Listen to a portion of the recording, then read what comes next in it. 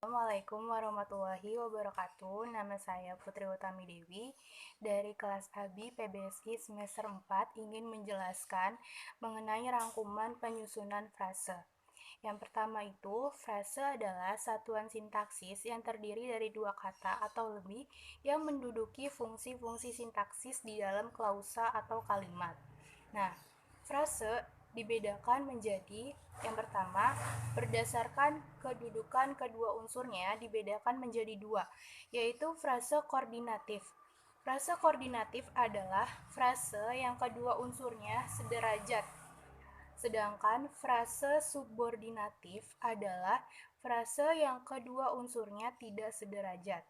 Selanjutnya ada frase berdasarkan hubungan kedua unsurnya, yaitu frase endosentrik. Frase endosentrik ini adalah frase yang salah satu unsurnya dapat menggantikan keseluruhan. Sedangkan frase ekosentrik adalah frase yang kedua unsurnya merupakan satu kesatuan. Selanjutnya yang akan dibahas secara mendalam adalah frase berdasarkan kategori, di mana frase berdasarkan kategori ini dibedakan menjadi 4. Yang pertama ada frase nominal. Frase nominal adalah frase yang berintikan kata benda yang menduduki fungsi sebagai subjek atau objek. Contohnya masker kain. Selanjutnya, frase nominal dibedakan menjadi dua lagi. Yang pertama adalah frase nominal koordinatif. Frase nominal koordinatif dapat disusun dari dua kata nomina yang merupakan pasangan dan dua kata nomina yang merupakan anggota yang sama. Contohnya adalah semua dokter siap lahir dan batin menangani pasien COVID-19. Selanjutnya ada frase nominal subordinatif, di mana frase nominal subordinatif disusun dari yang pertama, nomina dengan nomina. Semua anak sekolah terpaksa dirumahkan karena COVID-19.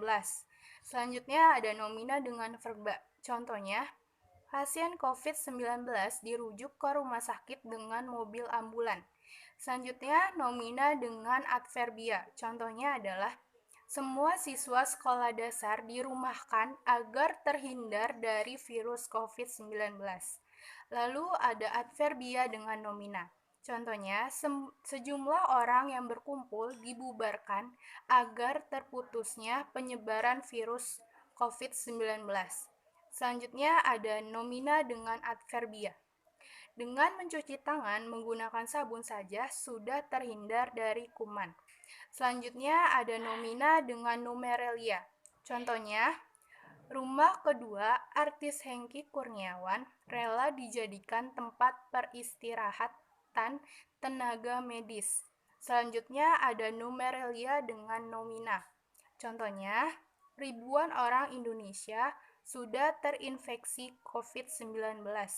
Dan yang terakhir ada nomina dengan demonstrativa. Contohnya, pegawai itu bekerja di rumah karena agar terhindarnya dari virus COVID-19. Selanjutnya ada frase nomina metaforis. Frase nomina metaforis maknanya yang terkandung itu mudah dimengerti. Biasanya menyatakan ciri, sifat, dan keadaan. Contohnya adalah salah satu sumber kuman COVID-19 berada di gagang pintu. Selanjutnya ada frase nomina idiomatis, di mana maknanya tidak dapat dilacak karena bukan makna yang sebenarnya. Contohnya itu virus corona atau COVID-19 menjadi buah bibir di dunia. Selanjutnya, perluasan frase nominal. Frase nominal dapat diperluas dengan menggunakan makna gramatikal. Yang pertama, ingkar, pembatasan, jumlah, milik, keadaan tertentu, dan pembatasan. Selanjutnya ada perluasan frase nomina koordinatif yang menyatakan gabungan antara dua buah nomina. Contohnya, masyarakat yang ada di kota dilarang untuk pulang ke kampung halaman untuk pencegahan virus corona. Selanjutnya ada perluasan frase nomina subordinatif. Frase nomina subordinatif dapat diperluas berkenaan dengan nomina yang menjadi inti dari frase nomina subordinatif. Contohnya, bukan orang itu yang terinfeksi virus COVID-19. Selanjutnya ada perluasan frase nomina dengan yang. Contohnya, masyarakat yang terpaksa keluar rumah dihimbau menggunakan masker. Kedua, ada frase verbal. Frase verbal adalah frase yang berintikan kata kerja yang mengisi fungsi predikat pada klausa atau kalimat. Yang pertama ada frase verbal koordinatif. Frase verbal koordinatif dapat disusun dari dua kata yang merupakan anggota dari antonim relasional. Contohnya, proses jual beli menjadi tersendat di pasar karena adanya wabah COVID-19. Selanjutnya, dua kata verba yang merupakan anggota dari satu medan makna. Contohnya, tadi pagi saya dengar dan lihat berita COVID-19 semakin bertambah. Selanjutnya ada frase verba subordinatif yang dapat disusun dari yang pertama ada adverbia dengan verba dengan menggunakan makna gramatikal, ingkar, frekuensi, kuantitas, waktu, keinginan, keselesaian, kepastian, dan pembatasan. Contoh dari makna gramatikal frekuensi itu adalah berita COVID-19 sering muncul di televisi untuk memutuskan rantai penularan. Selanjutnya ada verba dengan adverbia, memiliki makna gramatikal berulang dan ikut serta. Contohnya ada semua warga Indonesia diminta tidak keluar rumah lagi bila tidak penting. Selanjutnya ada verba dengan nomina yang memiliki makna gramatikal alat. Contohnya itu, tenaga medis sedang berusaha melakukan uji lab untuk menemukan obat dari virus COVID-19. Yang terakhir ada verba dengan adverbia yang memiliki makna gramatikal keadaan atau sifat. Contohnya, Presiden Jokowi mengumumkan pasien corona dengan yaitu Presiden Jokowi mengumumkan pasien yang terinfeksi corona dengan membaca nyaring jumlah yang terdaftar.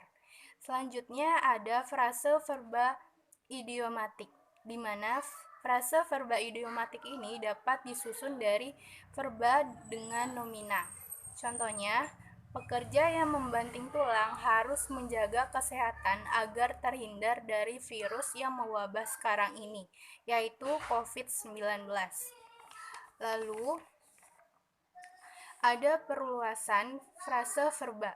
Nah, frase verba ini dapat diperluas sesuai dengan keperluan, terutama dengan unsur di sebelah kiri, yaitu dengan adverbia, dengan makna ingkar, frekuensi, waktu, dan pembatasan. Yang ketiga ada frase adjektifal. Frase adjektifal ini berintikan kata sifat sebagai predikat. Lalu frase adjektifal koordinatif dapat disisipkan kata atau. Contohnya, orang tua atau muda dapat terinfeksi virus COVID-19. Selanjutnya ada frase adjektifal subordinatif yang dapat disusun dari adjektiva dengan nomina, dapat disisipkan dengan kata seperti. Contohnya, adik mencuci tangan dengan sabun cair yang warnanya seperti kuning emas. Selanjutnya ada adjektiva dengan adjektiva.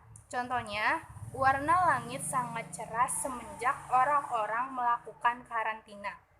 Lalu yang ketiga ada adjektiva dengan verba. Dapat disisipkan makna gramatikal untuk. Contohnya, semua tenaga medis siap berjuang untuk pasien COVID-19.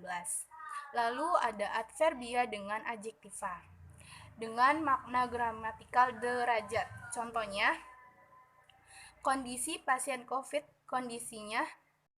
Selanjutnya ada adverbia dengan adjektiva dengan makna gramatikal derajat. Contohnya, Kondisi pasien COVID sudah mulai membaik setelah melakukan perawatan di rumah sakit.